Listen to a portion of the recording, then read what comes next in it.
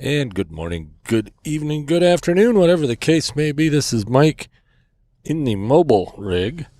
I actually don't know what episode this is, but it's going to be for the 10th. There we go. Sunday, the 10th of November. Should be the 10th episode of Napod Pomo, but I missed a couple of days there. Doesn't mean I'm out. Says 30 episodes in 30 days. Does not say it has to be the same podcast. So I'm going to call a technical here and say that you can go over and check out podcastinsider.com. I did one of those on Thursday. So that's in the month of November. And you can also check out tcweather.blueberry.net for the Traverse City Weather podcast, which I put out several so far in November. So anyway, so now that we got the technical things out of the way, just sitting here waiting for my family, my mom, dad, and friend John. We usually meet on Sundays for brunch or breakfast or whatever. Today we're meeting at J&S Hamburg South Airport, which is one of the local little breakfast lunch places around here. And Kathy's still recovering from surgery, but she usually doesn't go to this anyway. By the way, it's episode 335. And so that's what we're doing here today. Had a little bit of snow since I think we last talked on Thursday or Friday. I think Thursday, maybe. But anyway, had a bunch of snow, and most of it's gone, melted off. It's like 37 degrees or something like that here in Traverse City, which isn't too bad. You know, it's funny, your perspective changes. You know, when the first time it drops below 50 in the fall, you think, man, is this cold? And yesterday it was into the 40s a little bit and kind of felt warm. So, yeah, go figure. But it takes a little getting used to, of course. So, it is what it is, as they say. Let's see. Yeah, I haven't used this rig in a while. And actually, I changed it up a little bit. I got a different microphone. Got a Sennheiser 835, I think it is, handheld mic. It's new to me, anyway. Figured I'd try it. I used this one time for your podcast episode we recorded at NAB show in Vegas. I actually borrowed the microphone from what was his name? See, I'm drawing a blank here, but from Podcast Engineering School. Anyway, we borrowed that from him, and Todd and I did an episode using this rig, and I was so impressed with that, so I bought one. Actually bought three. Bought two for work and one for my portable kit here.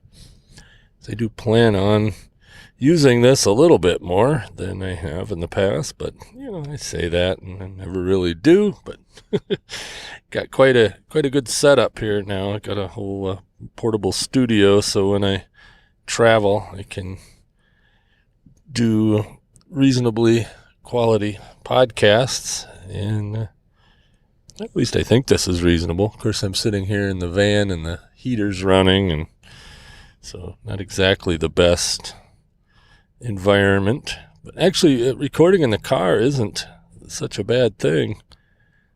I've done it before, but you know, normally it's, stopped with the engine off. It's generally not too bad. Depends on where you're at too. Don't want to be in a busy spot. But yeah, that's my story. I'm sticking to it. Really, not a lot to report today, but Napod Pomo is ongoing. I've been enjoying some of the episodes of some of the other people, so go check that out at napodpomo.org, napodpomo.org. Of course, I'll have a link at mikedell.com. I'll put it prominently in each of the posts for this month. That'll do good. And I do have a podcast help desk episode coming soon. I say that every time, but I really do have it. I have all the outline written and ready to rant, because that's kind of what it's going to be. It's going to be a little bit of a rant, being as haven't done one in a while, and lots of things to rant about. Kathy's doing good. As I said, she's still recovering from surgery. It's getting better every day. So that'll be good when she can be up and around as per normal. She goes in Friday to see the doc and should be cleared to drive after that. So if she wants to get out and about, she can. Still a little uncomfortable to sit. She had lower back surgery, and so laying down or standing up is generally better, or reclining. So she may not want to drive. Just fine. She can ride. And she can do that anyway. I took her to the doc last Monday, and she actually climbed up a flight of stairs and down a flight of stairs, and walked pretty darn good for the type of surgery she had. And I think she's walking better than she did before the surgery. So that's a good thing. Looking forward to actually getting out and taking walks with her this spring, or maybe even this winter. We'll go mall walking, join the Oldster set.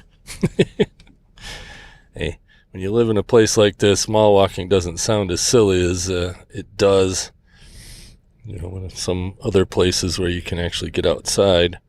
Of course, we could get outside. Here, you just got to bundle up and be, mindful of ice, and that's just the last thing anybody needs, is to fall down on ice. So I try to avoid prolonged exposure to possibly falling on my ass, which, I did that, a couple years ago. I walked out of my office. This was when I was working at a print shop. Actually, it was probably like 4 years ago. I walked out there, and it had been really warm the night before, and then got really cold, and there was, pretty much a sheet of ice in the parking lot, and it looked okay. I took a couple steps and go to put the key in the door in the van, and down I went, and definitely cracked a couple of ribs, and oh my gosh, falling on ice is especially the older you get, the worse it gets. And I probably introduced a little bit of interference there. I set my phone right by the recorder, and I could hear it in my headphones. So if you hear little cracklies, that was my phone. And let's see, almost ended up buying a new phone yesterday for Kathy. Tried to do the update on her iPhone 8, and it went into stupid mode. And it just kept rebooting and rebooting and rebooting, and it did that for about 5 hours. So I drove over to Verizon, figuring, they might know a trick, rather than just looking it up on the internet, like I should. So I went over there, and they didn't know nothing, but they would happily sell me a new phone. I said, well, of course you will, but I think I'm going to go try plan B. So who knew? Well, I guess probably lots of people knew, but I never really thought about it because I've never had any trouble. But you can put your phone into recovery mode by plugging it into a computer. Who'd have thunk it? Anyway, so I plugged it into my MacBook, and, you hit this button, hit that button, and hold that button until a logo comes up that looks like it says to plug it into the computer. And at that point, the computer popped up and said, hey, you want to restore, or do you want to just update this phone? Well, we'll try the update. So I tried the update. That didn't work.